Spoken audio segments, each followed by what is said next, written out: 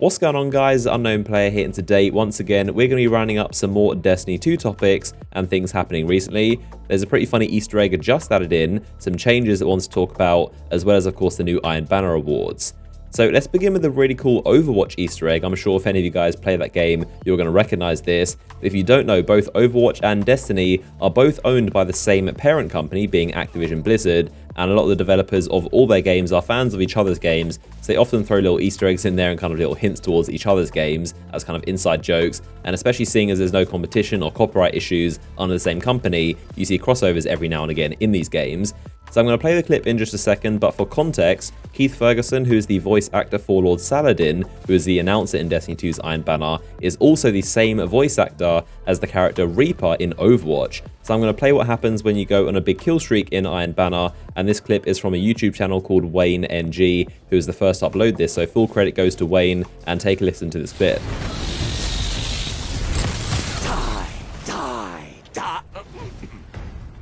Sorry. I've been watching too many Iron Banner matches. What time is it? Shax? Shax, are you there?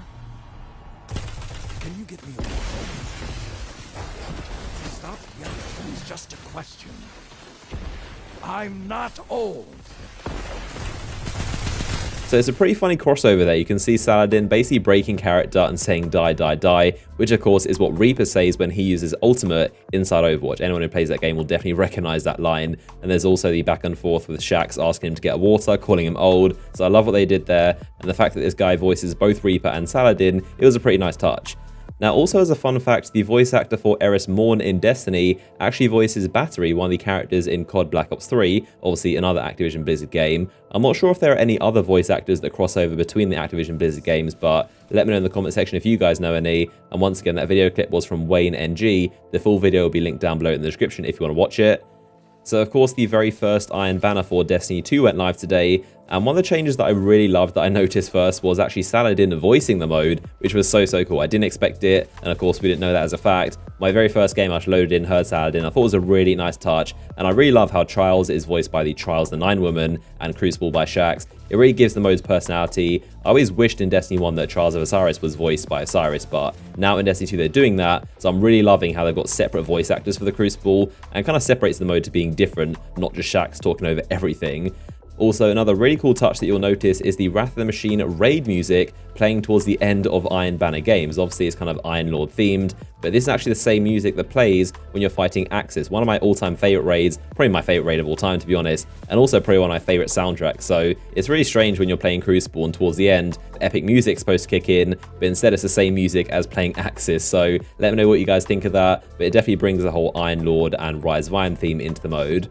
Now, as well as that, there are also some changes to the Iron Banner engrams you can get, and they work a little bit differently to how you might expect from some others. So unlike the Faction Rally event, these have no cap, so you're not capped at 30. You can get infinite Iron Banner engrams, doesn't matter how many you want to open, and it's not going to only give you shaders after 30. So you can feel free to grind away and get as many as you want until you get all the loot drops.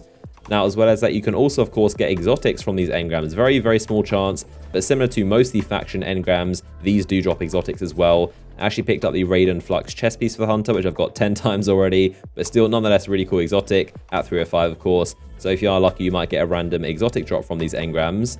So today they also added, of course, the brand new map, or sort of new map, being Distant Shore, which is of course a remake of Shores of Time from Destiny 1. It definitely was one of the most popular and fan-favored maps, but now it's in Destiny 2, and honestly I really like it. It plays very well. There are some very slight changes I noticed, like one rock that's a lot taller and it kind of blocks the line of sight into the C flag, and also on the A spawn there's a big rock that was completely taken away, so it's a very open area now, whereas before it was split into two different lanes. So there are some very slight changes, but for the most part it's still the very classic Shores of Time map that I absolutely love.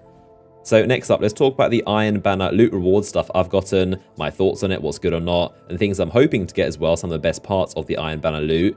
So what I've gotten so far in terms of weapons hasn't been too great, unfortunately. I've gotten 0 primary weapons or kinetic. So far I've opened up the 6 and I got the Hero's Burden submachine gun. This one I'm hearing seems to be okay. It does have a high caliber rounds, but I'm not really too sure. I don't use SMGs at all, so I don't know if adaptive frame is the best archetype. I'm pretty sure high caliber would be a good one, but adaptive frame could be decent, but let me know if you think this is a good weapon or not. Again, I'm not really much of an SMG user. Now, there's also the Fool's Remedy, which is the sidearm. And again, I'm not a sidearm user either, but this thing apparently is very, very good. I've heard a lot of good things about this. This one has increased movement speed and target acquisition when aiming down sight. So this thing is a pretty good set of perks, and also ricochet rounds, accurized rounds, and rapid fire. So it does seem to be pretty good. I've heard good things about it. Now, moving into the power weapons, again, my luck hasn't been too great with the weapons. I got the grenade launcher, which is a grenade launcher, to be honest, nothing much to say about it. And also the fusion rifle, which I'm not really too much of a fan of. This thing here is what I always use, the main ingredient, and this is in the precision archetype, which I love. This thing is so, so good. And I remember them saying they were going to nerf this thing after the beta, but it seems just as good to me. I'm not even sure if they've touched it. But this one, the Wizened Rebuke, is in the high impact archetype, which I'm not really too sure is that worth it, because, I mean, this main ingredient kills stuff pretty much all the time in one shot. So I'm not really too sure if you need that extra damage, especially for such a slow firing weapon. So definitely gonna have to try that thing out and see if it's any good. Now, in terms of armor piece, I got two of them. I've got the gauntlets for the hunter, which look pretty nice. These are resilience, which is kind of nice, so it's not mobility. And also the chest piece, which of course is Iron Banner themed. Now, as well as that, of course, you're going to get an Iron Banner emblem on your first package, and this tracks how many packages you open. So pretty strange. We've never had that before, but this is actually going to track how many engrams you open. And of course, for your milestone, you need to open 10 of those packages to get another emblem. Now, as well as that, there's also, of course, the Iron Battalion and Iron Wolf emblems. The Battalion is the one with the green in it that you see in most of the Iron Banner sets. And then Iron Wolf is the more gold and brown one. But I'm definitely loving how these look. Massive, massive step up compared to Destiny 1 Iron Banner shaders. Now, in terms of the loadout I've been using for most of Iron Banner, I've been using the Nightshade for the very first time. I got this weapon very early on from the Vanguard and basically put it in my vault because I knew it would be good. But finally checking this thing out, and it is amazing. Definitely love this pulse rifle. I've also used the Origin Story quite a bit, and I've heard the Iron Banner auto rifle is quite good apparently. Obviously, it's a reskin of the Origin Story, but in terms of archetype, it seems to be the same as Scathelock, just looking like the Origin Story. Now, in terms of probably my favorite hand cannon to use inside the Crucible is definitely the Minuet 42. This thing just feels really good for some reason, not sure why, but it just seems to lock on. It's got really good damage. It's just a very solid all-round weapon. And it also, of course, uses the Prosecutor and sometimes Uriel's Gift as well, which is a monster. High caliber rounds is just so, so good. And in terms of heavy, I just kind of mess around with it. Most of the time I use Legend of Accurus, which is the most fun weapon to use. It just blows enemies away. It's got a ton of range. It's so generous. And this is still the unupgraded version with only one in the magazine, but still a beast of a weapon. In terms of armor, I pretty much always use the Knucklehead, which of course gives me radar for both my primary weapons and the Golden Gun. Sometimes I'm using the Lucky Pants if I'm using double hand cannons, but so far this is my favorite loadout for Crucible. And of course, comment down below your thoughts and loadouts and loot drops from Iron Banner so far. So another thing that's also been a pretty big topic in the community since Iron Banner launched, and I know a lot of you guys are saying this in the comments of yesterday's video, but that is the way Saladin doesn't really at all acknowledge the Rise of Iron expansion, and his description always says he is the last living Iron Lord, which a lot of people are pointing out kind of diminishes the whole point of Rise of Iron and everything we did, because the whole point was us becoming Iron Lord. So it's a little bit weird him saying he's the only one, and after that massive speech he gave about us becoming new Iron Lords, it's definitely a big deal they made of it, but now it's kind of nowhere to be seen in Destiny 2.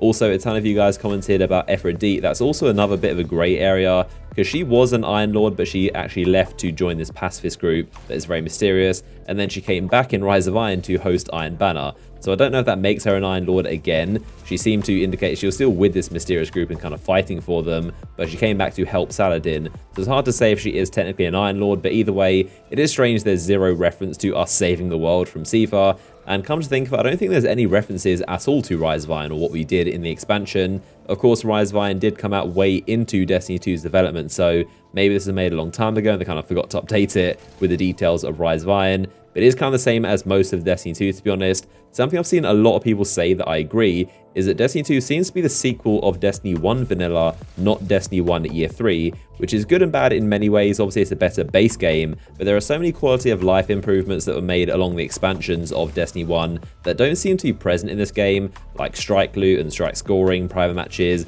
so many other things. But even though the grand scheme of things, the whole Iron Lord thing isn't massively important, I agree it would be nice to have Saladin kind of acknowledge us saving the world and becoming Iron Lords and being consistent with where Destiny 1's story left off, being Rise of Iron. But just some interesting discussion that's been going down in the community recently. As always, let me know your thoughts down below.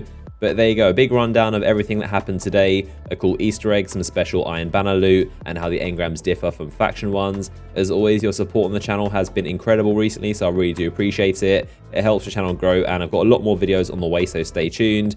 If you enjoyed this video, then a like rating would be awesome. Click the image on screen right now to watch another video I made about some really interesting Vex secrets, and I'll see you guys in the next one.